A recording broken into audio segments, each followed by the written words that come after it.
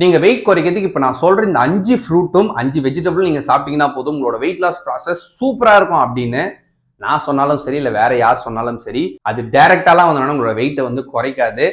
எப்படி அப்படின்றத இந்த வீடியோல வந்து நான் சொல்றேன். அதுக்கு முன்னாடி நீங்க யாருன்னா என்னோட 30 டேஸ் வெயிட் லாஸ் சேலஞ்சில் ஜாயின் பண்ணி வெயிட் லாஸ் பண்ண நினைச்சீங்கன்னா தாராளமா என்ன வாட்ஸ்அப் பண்ணி ஜாயின் பண்ணிக்கோங்க. அதே மாதிரி இந்த மாதிரி யூஸ்ஃபுல் வீடியோஸ்க்கு மறக்காம என்ன ஃபாலோ பண்ணிக்கோங்க. ஃபர்ஸ்ட் நீங்க வெயிட் குறைக்கிறதுக்கு இந்தந்த ஃப்ரூட்ஸ்லாம் வந்து சாப்பிட்டா போதும், இந்தந்த வெஜிடபிள்ஸ்லாம் வந்து சாப்பிட்டா போதும் அப்படின்ற மாதிரிலாம் யாராலையுமே வந்து சொல்ல முடியாது.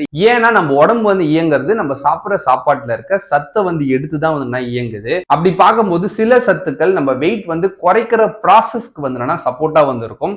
சில வெஜிடபிள்ஸ் சில ஃப்ரூட்ஸ்ல அந்த சத்து வந்து கொஞ்சம் அதிகமா வந்து இருந்துச்சு அப்படின்னா அது இன்டைரக்டா உங்களோட வெயிட் லாஸ் ப்ராசஸ் சப்போர்ட்ஃபுல்லா வந்து இருக்குமே தவிர்த்து மற்றபடி அதை மட்டும் நீங்க சாப்பிட்டீங்கன்னா போதும் வெயிட்லாம் வந்து குறைஞ்சிரும் அப்படின்ற மாதிரி யாருமே தப்பா வந்து நீங்க நினைச்சுக்காதீங்க.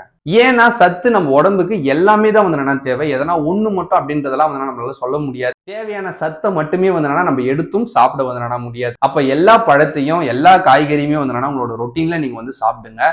எல்லாத்தையுமே அளவா நீங்க வந்து சாப்பிட்டீங்க அப்படின்னா அதுதான் உங்களோட வெயிட் லாஸ் ப்ராசஸ்க்கு வந்து சப்போர்ட்ஃபுல்லா வந்து இருக்குமே.